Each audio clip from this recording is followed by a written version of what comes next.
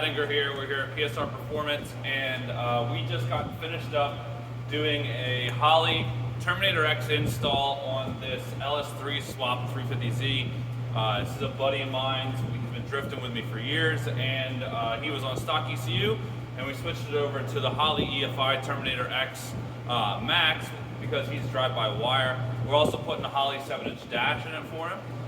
In that, a lot of times I see people post online having startup issues, asking about a tune, like all this kind of stuff, and you see all kinds of stuff all over the place. Well, as a professional, I'm going to go over some interesting input with the Holley and kind of show you how you can actually get around using the 3.5-inch screen that it comes with and how to do that. And then also you can save yourself some money because not everybody wants the 3.5-inch screen. Maybe you want the 7, or maybe you want the 12 or the 6.8 or whatever it is, the Pro Dashes. So in that situation, you can actually buy the model that doesn't come with a dash, similar to how you would do a Dominator or a Holley HP.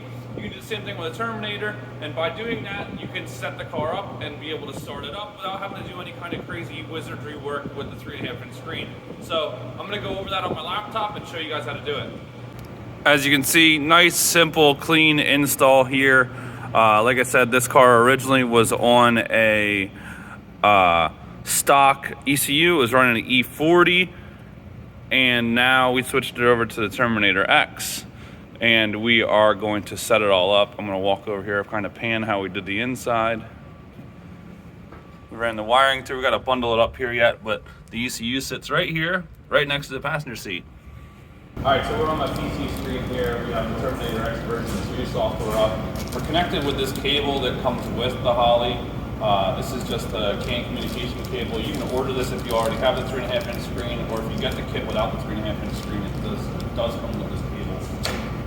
So basically, to start this up, you're going to go in and hit File. You're going to hit Open Global File for the base calibrations.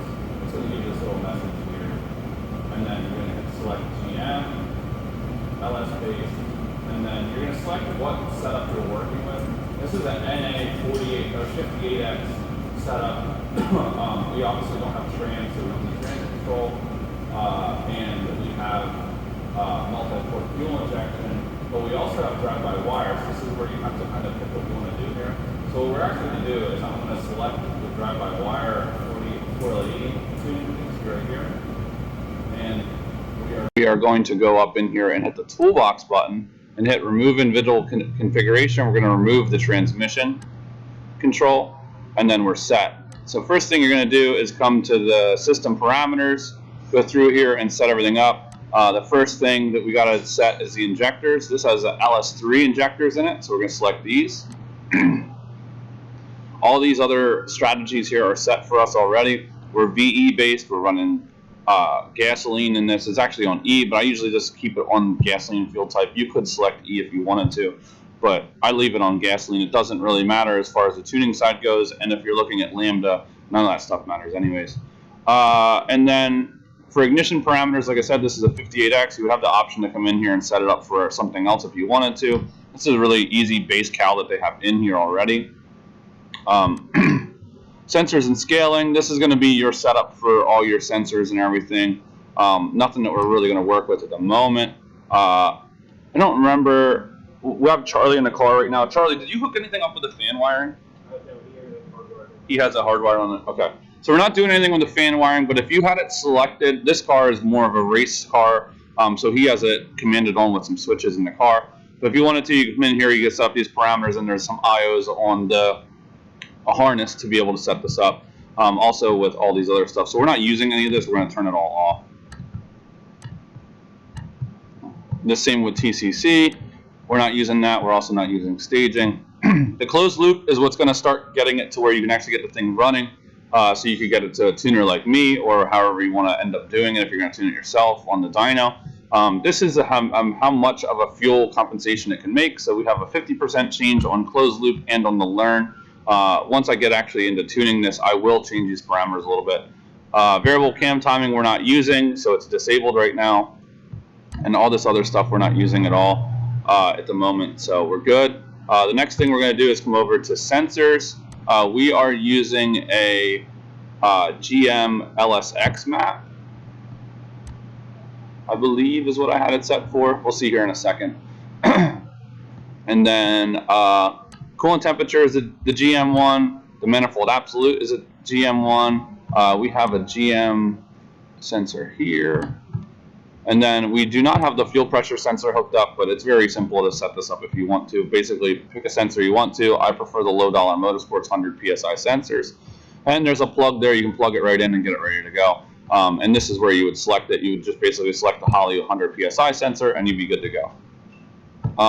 Next thing you're going to look at is going to be, you're going to come over to the fuel, and we're going to set up the target AFR tables. You can set this up two separate ways. There's the simple, which is what you want the air fuel to be at idle, what you want the air fuel to be at cruise, and what you want the air fuel to be at wide open throttle. For this, it's going to work fine setting it up this way, but I would like it to see it at 14 at idle. Being on E, it likes to be a little bit fatter with the big cam on this, so we're going to go 13.8. And then on wide open throttle, I want to see it at 12.2. And as you can see, it kind of interpolates this whole table for you. And then what you can do is you can come in and fine tune it a little bit further if you want to by setting it up here. The other one to kind of keep an eye on here is the learn table. This is going to get you started on being able to transfer it over. Once we get it fired up here, you'll be able to see a little bit better what I got going on. We're going to look at the idle now. This stuff you can kind of leave where you want to. And kind of set it up. Now we are running the drive-by-wire, so we don't really need to do anything, crazy here. Basically, we're a GM LS, and we're going to do drive-by-wire, and then we're going to do drive-by-wire, and then from there, this is just settings that you can adjust to fine-tune it a little bit. What we're mainly looking at is the speed. This thing needs to idle about 850, so we're going to just address it there. And the IAC parked.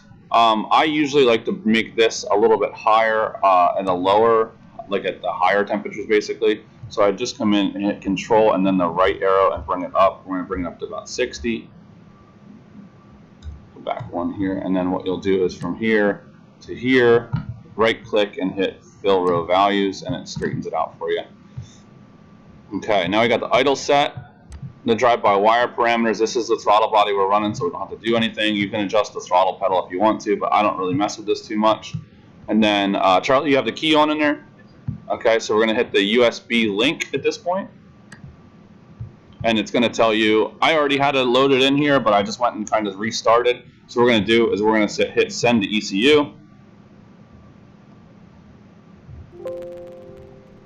Charlie, can you cycle the ignition key for me? And if our battery isn't too dead, we should be able to fire this thing right up. After I change one thing, so right here we have the map is showing 86 kPa. This is off. So what you can do to fine tune this is you're gonna have to unlink, come in here to the sensors, and I forget which one I had selected here. Let's look at this real quick. It might have been this one. Let's just, so basically I just made a quick change. It's gonna send it back to the ECU. We need to cycle the ignition again. Okay, and we're just going to see where we're sitting here.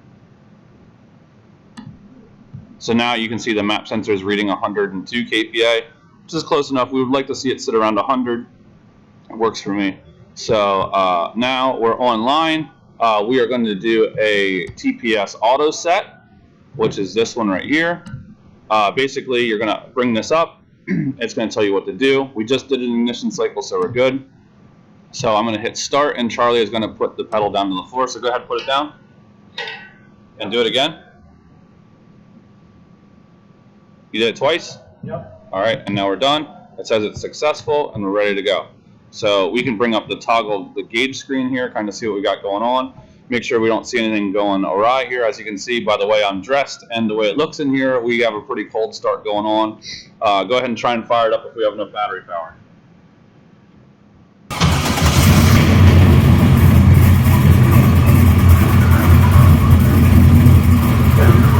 As you can see, it fired right up for us. That's how easy it is to get a Holley to fire up on the base tube out of one of their calibrations without having to use the screen. A lot of guys, like I said, will go in and complain and say, oh my god, it's terrible, I have so many problems. It's really not that bad. It was literally that simple, and as you can see, we were down at 40 49 degrees coolant temperature. This is the first time this car has started, and then so we're really good to go at this point, and being able to set up and do what we need to do. You can shut it off, Charlie. So the next thing we're going to look at here is going to go to the learn table. It didn't even start learning yet, but what will end up happening is this will populate. We're going to get this thing over on the dyno and show you guys a little bit more fine tuning then. All right, everybody. So I'm trying to wrap up these videos with the Holley startup, and I know I spoke a couple times in the video saying I was going to show some other stuff on the dyno, blah blah blah. Because of the length, I'm trying to keep like these little like informative videos that are easy to make it work, to show you like, oh, this is how you do the Holley startup. I don't want to make it a 15+ minute video if I don't have to. So I'm going to segment this out. This is going to be part one. You know, as you can see, I'm just kind of like throwing this stuff together. I didn't even clean my desk for this. But basically, this is our first part video. The second part, I'm going to have the car on the dyno, and we're going to go over everything that is going on during the dyno testing, and I'm going to also go over the dyno logs. I was kind of going through some of my footage after I shot it all. You know, a lot of this stuff, like I don't have like a storyline when I do it, so I'm just kind of like doing it as I go, and I run into stuff and whatever as we're doing it. So I didn't want to have this really long drawn out video, and some people are just bored. You know, a lot of you guys, the first video I sent is all you really need. You know, our part one is going to be what you need to get started. That way you can get it to your tuner and get it on the dyno and have it tuned. The second part of the video is going to be a little bit more in depth on what to do on the dyno. That way, if you're renting a dyno from somebody or whatever you're doing, even if you're trying to street tune, which I do not advise, at least at this point, you're able to get some information on both ends of the video. So part one is just, you know, basic startup. Part two is going to be the more advanced side of it and how to go in and actually do some parameter changes and stuff like that. Thank you very much for tuning in. If you please could, go like, share, and subscribe to my video, and then also subscribe to my channel. On Instagram, you can follow me. It's at HettingerBrad, and then our shop is at PSR Performance. Thank you guys very much, and I'll see you next time.